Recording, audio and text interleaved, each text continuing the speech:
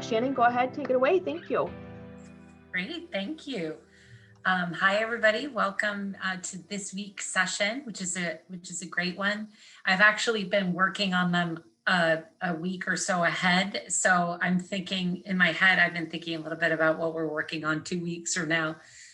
So now I'm just getting back into it. Tonight is is exciting one, which is really thinking about strategy. And then in the next couple of weeks, we're going to get really practical about, because we're starting to get towards the end.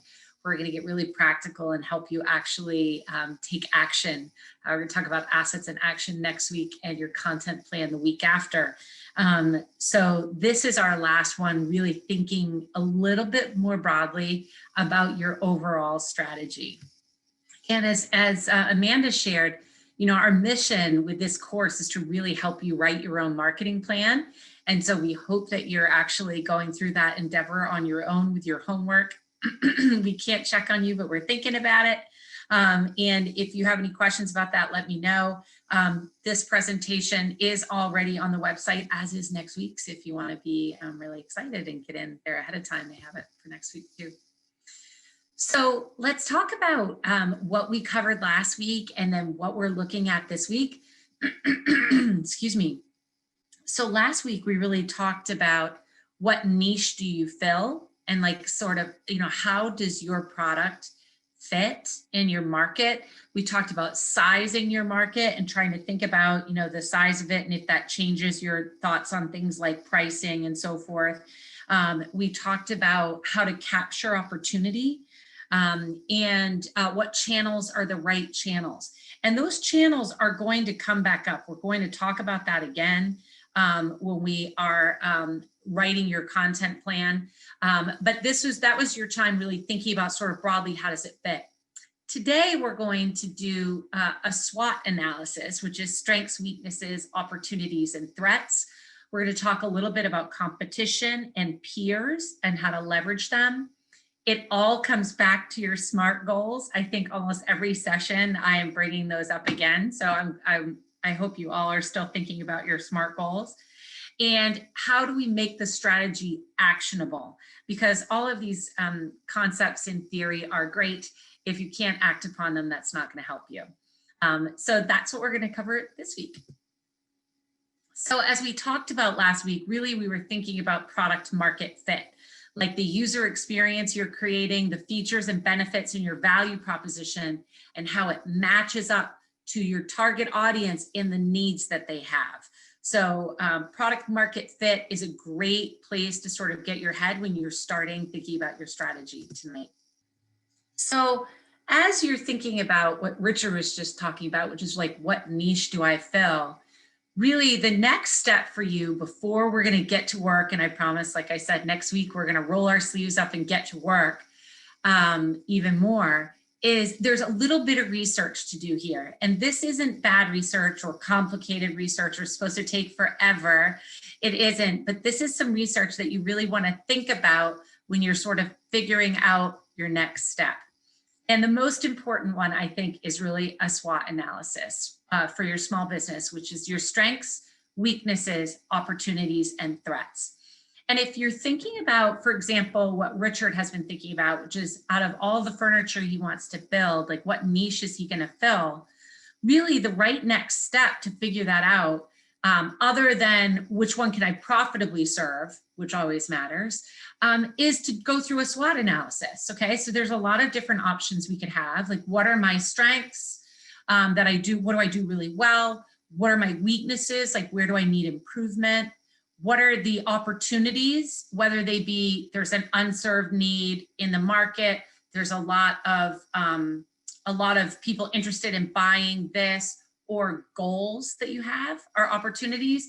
And then threats are really, sort of things, that can get in your way, right? What can really throw me off course right now, or are concerns? And as we heard in the presentation just before us, cash can be a big one. My business is like that. My business is a very cash flow sensitive business because, I pay my payroll multiple times a month, but my clients only pay me once a month. And so it's this flushing in and out, in and out. And as a result, a threat in my business, even when we're super successful, actually even more so when we're super successful, is cash flow, right? Because I could sell a lot of stuff and have a lot coming in and out. So there are threats to all businesses. It's just you develop strategies to mitigate them. And I think the more honest you can be about your SWOT analysis, and particularly yourself and your role in the business, the more honest you can be about this, it can help you make decisions about what niche you fill, what products you offer, how you bill your customers. For example, I might decide, because cash flow is a challenge, I might decide to offer a discount for prepayment or payment within shorter terms, for example. Like, it could dictate my pricing. There's a lot of different ways that your SWOT analysis can inform the decisions you make about your business. And so take the time, we're going to, after tonight, to really think about this for yourself, even at a high level. And I'm going to walk through some ways that you can do that. So I wanted to break them down more fully so you can think about them, and maybe even like make some notes for yourself when you're looking at this particular slide. Strengths can be things that you do really well. It could also be something like, I'm the only one who does this, or I'm the first to market with this, or I have the most experience at this. I have a creativity here. Like, it could be something you do well, or sort of where you fit in the market. I think it was 2 sessions ago that one of the first things we started with was sort of, where do you stand, right? Are you new and scaling? Are you experienced? Are you in a sort of an established mode? Like, that really fits in here too. A lot of times we find, for example, that startups might have weaknesses or threats in the lack of funding area, but strengths in the idea. And experienced companies might find weaknesses in that they don't innovate fast enough, or they don't have a section of the business that's growing rapidly. So whether you're a small business or a large business, new or old, this is an important exercise for you to go through, and it will change. Like mine, I do this every year, not only because my goals change, my SMART goals, and my planning changes, but because my position in the market changes, and the marketplace itself might change. So really think about, like, what are some of the qualities that set you apart? What are some of the tangible assets that you have, like intellectual property, patents, specific pieces of your business that really only you can do very well? And any internal resources like ideas, money, team, contacts. I was actually surprised. One of my investors, when they were looking at investing in Dream Local, he actually spent days going through my LinkedIn profile, which surprised me, frankly, because I didn't think he was deeply internet savvy. But what it was he was seeing who I knew. And when he saw that, for him, that was a strength that I didn't even have on our SWOT analysis. So think broadly about your strengths. When you get to your weaknesses, these are, what do we need to shore up? Or are they just the way it is, right? Like for me, I sell to small businesses, and small businesses can't always afford help, right? That's a weakness, but it's also one that is the market that I serve, right? So not everything on your weakness is going to be something you have to tackle or slay like a dragon. Some of them you will. Some of them you just need to make your decisions knowing that that's a weakness, and what am I going to do about it? Could be resource limitations, like I'm a one-person show, or I don't have a sales team, or whatever it is. Cash flow could be. And make sure that you really know, really understand your unique selling propositions, your product market fit, and that they aren't part of your weaknesses. Weaknesses can be things like resources, market, something that you can overcome, but you shouldn't have something really fundamentally concerning here. Opportunities, this is, could be your goals. Like I want to, I found product market fit in this area. I'm very excited about pursuing it. And it can also be the size of the market. So I worked with someone earlier today. They have a bakery and they have started a new gluten-free line. And so we're helping them really think through the SWOT on that new product line and recognizing that there was tremendous product market fit that we talked about. There were a lot of people within a realistic distance of that bakery that are interested in this, including some restaurants, which was really great for her.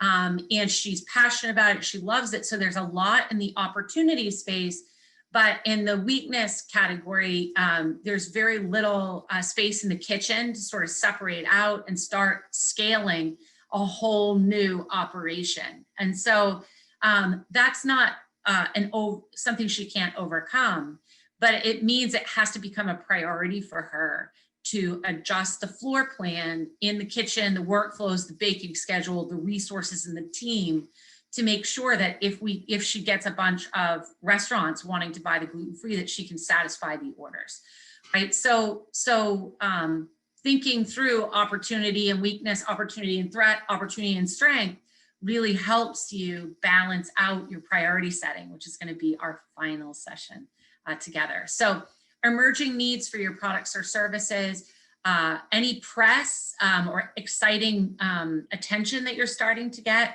can definitely give you some forward momentum and is an opportunity as well. And then when you think about threats, think about your competition and recognize your competition might not always be somebody who does exactly what you do.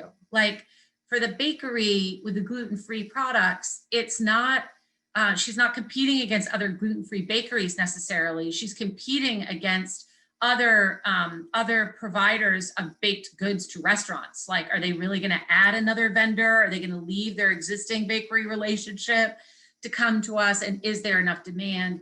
Or do I need to educate the public about consumers coming in and getting gluten-free products? Like, so those are some of the competitive things to think about, whether it's somebody's patterns of behavior, patterns of purchasing, or another business. Any of those could be competitors. Changing regulatory environment for some of you could certainly be a concern or something that you have to think about and mitigate against. And customer attitudes shifting. So, which is one of the things we talked about a lot with the gluten-free bakery is, making sure that she's not making a bet and then next year that isn't going to be a thing anymore. Like, remember when we all bought fat-free everything and then realized it wasn't a thing? She has to really think through what her strategies are there. So that's just a little bit of an example of a SWOT analysis. I think if we talked a little bit about business planning earlier in today's session. This is certainly something that is a very important part of a business plan. We're putting it here in your marketing plan. But I think it also is something that, matters really globally in your business in terms of how you think about things. So take a little bit of time. That's going to be part of the assignment, but let's talk a little bit more about some examples there. So I wanted to put in some inspiration, like some other sample questions, because I find that when I work on SWOT analyses with clients, really, they think I'm doing it, but really all I'm doing is I'm asking them a lot of questions and I'm writing down the answers and putting them in the boxes, right? It's like interviewing yourself. And so a couple other things to think about with strengths and opportunities together, which is two that I like to see next to each other, is like, what out of all the things I'm really good at, like what of them can create opportunities? And I mentioned that one investor really dug through my LinkedIn network because he said, if you have a question about how that's working at Facebook, you can pick up the phone and call Facebook, right? And so for us, that creates a real opportunity for Dream Local Digital, for example, because a lot of people can do these tactics, but they can't necessarily pick up the phone and call Google or Facebook, and I can. And so that's good. Like, that's a strength and opportunity for us. It's a way for us to distinguish ourselves. So looking at the company's strength and thinking, how can I pitch them over to create opportunity? And does that match my product market fit? And then threats. How can I use my strengths to minimize threats, right? Are there particular things like it is a very crowded space, or there's a lot of people in this category, and so there's a lot of noise, but I happen to be pretty good at telling my story. So I'm going to use that strength against that threat. It matters also in the case of priority setting, because, for example, you may want to, when you're thinking about your priorities, you may want to prioritize whatever you have to do to put your strength against that threat. Like that might become one of your top priorities and change where you start or which products you offer the fastest. So I like to look at my strengths against opportunity, my strengths against threats, and then my weaknesses against my opportunities. Like what actions can I take to minimize what's not great, so that I can still pursue my opportunity, or minimize my weaknesses so I can, offset any threat. So this is another way to look at it. Once you've really done your sort of strengths, weaknesses, opportunities, threat, you've got your little SWOT chart, then start looking at these combinations and see if they change sort of how you prioritize your execution, for example. All right, so now we want to look at competition a little bit. And as I said, competition isn't always another company, or it might not be a company in your exact industry. So a great example here is I did this big analysis for the media industry in 2008, which in 2007 and 2008, where I gave like newspapers, TV stations, and radio stations across US and Canada this analysis that said, hey guys, like these little teeny companies, Facebook and Google, are going to steal your advertisers. Like, here's what's going to happen. Here's what you're looking at. And what happened was, newspapers said, my competitors are other newspapers or that TV station guy. And I don't know what you're talking about in California. Like, that's not a thing, right? And so they looked at their competitors as somebody who looks like them. And that's not the case, right? Because emerging businesses can change consumer behavior entirely. Like, who would have thought that Zoom could compete with meeting in person, right? None of us would have voted for that. And then we had to, right? And now consumer behavior has shifted. And I think it'll be a long time before we stop being on Zoom for at least some of the things that we do. Like, it creates new opportunities for us. So take a look at your competitors or things that your clients or your customers could do with their money instead of spending it with you. And think that through. And in the case of businesses, how are those competitors performing? And here's a couple of the things that I look at when the competitor is another company. I look at, what is their market share? What are their strengths and weaknesses? And so, like when I did the analysis for the media industry on Google and Facebook, Facebook had no revenue model, and Google was losing, I want to say $75 or $80 million a month, right? Like this is quite a while ago. They were losing. So both of them are, one's pre-revenue, no ability to make revenue. The other one wasn't even remotely profitable yet, but their strengths were they were moving really quickly, right? They were moving quickly, they were innovating, they were creating products. And so therefore they were a threat. Like, it was this big train. And now actually it's 2020 now, and 86% of all advertising dollars in the world go to those two companies now. It's 86 cents on the dollar. So trains can move really quickly, and they don't necessarily look exactly like what you think they look like. So look at market share, strengths and weaknesses. What's your window of opportunity to enter the market, right? Like, do you have a unique opportunity? Are you local in this beautiful area? There's a lot of people in your area, or do you have, growing business online? Are there opportunities for you there? Any barriers that that may hinder you or your competitor as they enter the market? Like, is there anything natural there that could slow one of you down? And then any indirect or secondary competitors who impact your success. Those are all things to look at in a competitive analysis. This doesn't need to be a deep, huge document. It could just be like, hey, there's 3 other restaurants in town. This is what they're offering. And it helps you think about what you can do a little bit differently.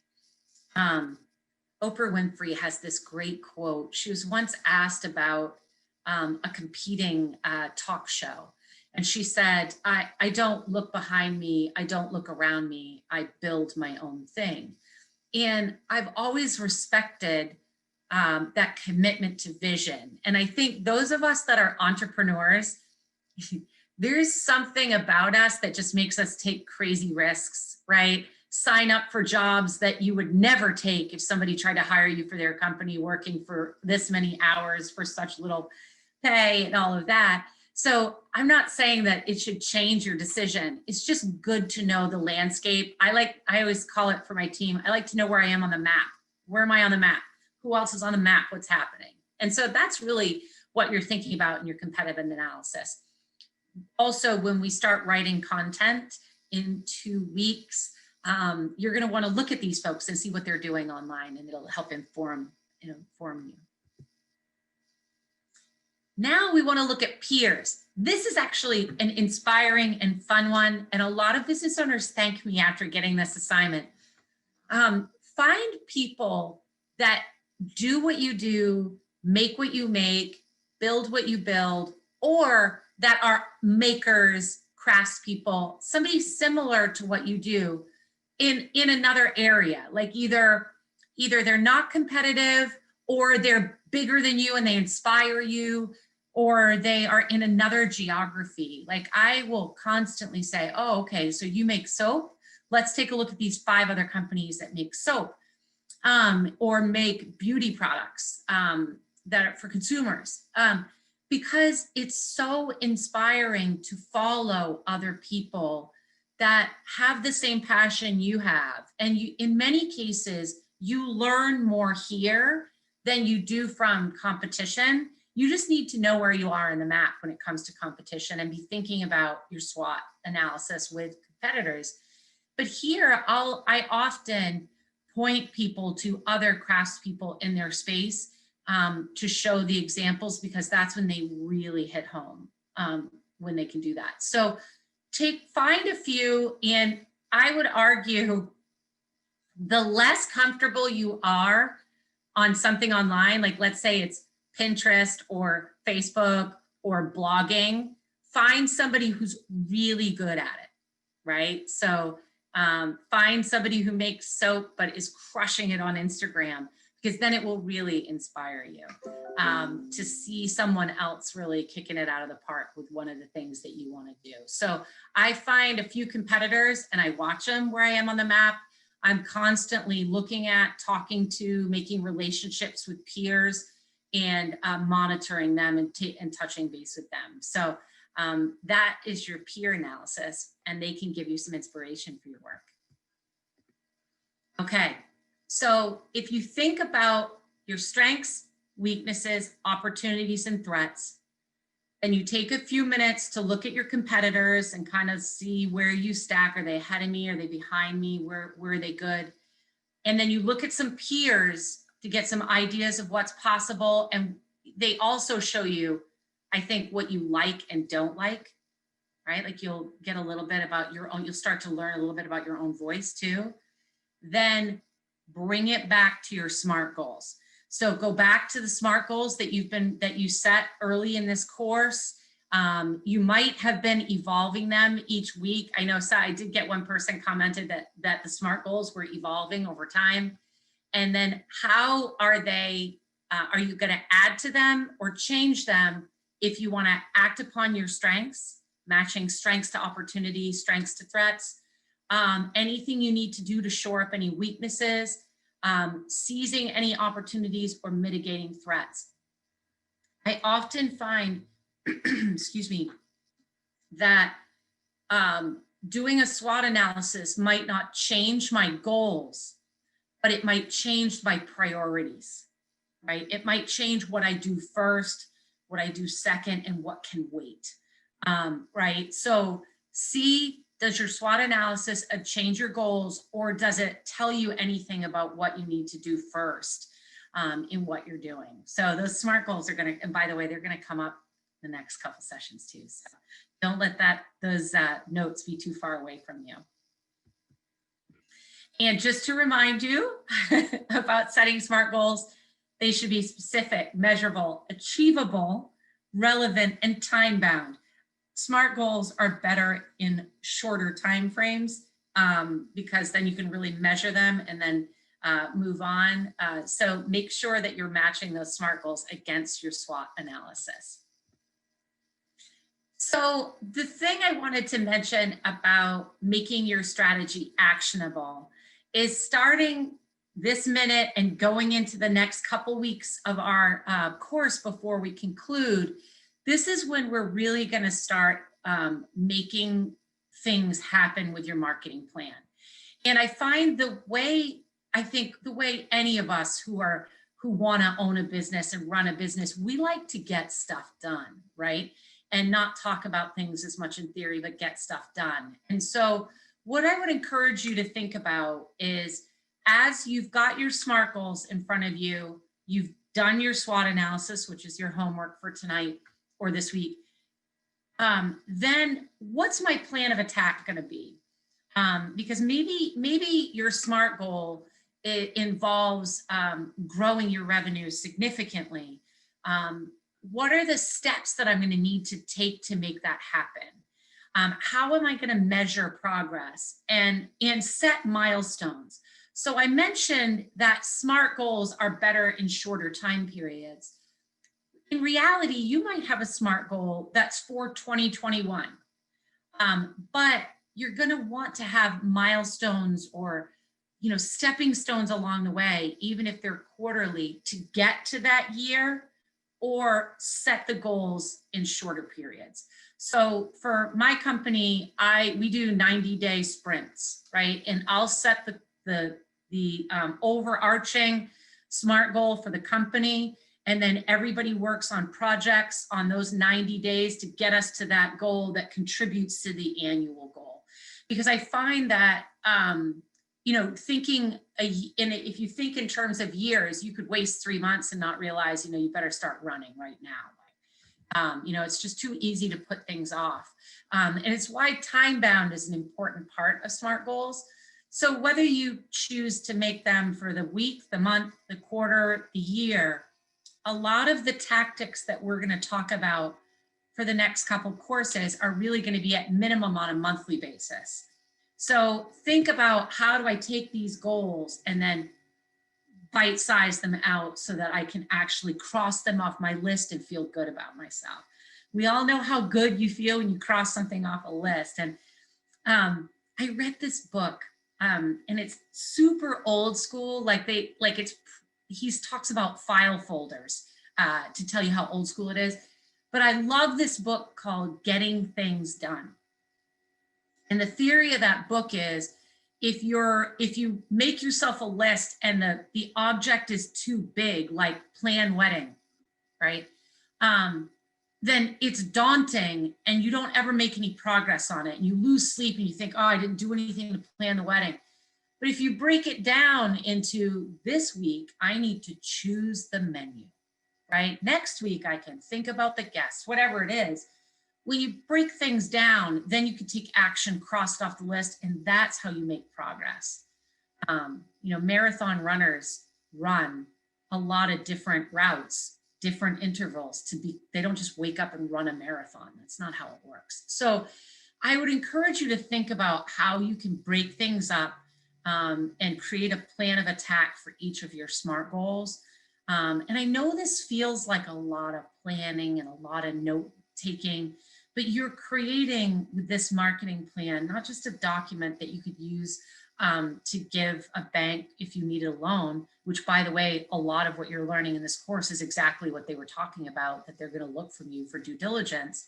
And a lot of what Shannon does is this kind of stuff with people.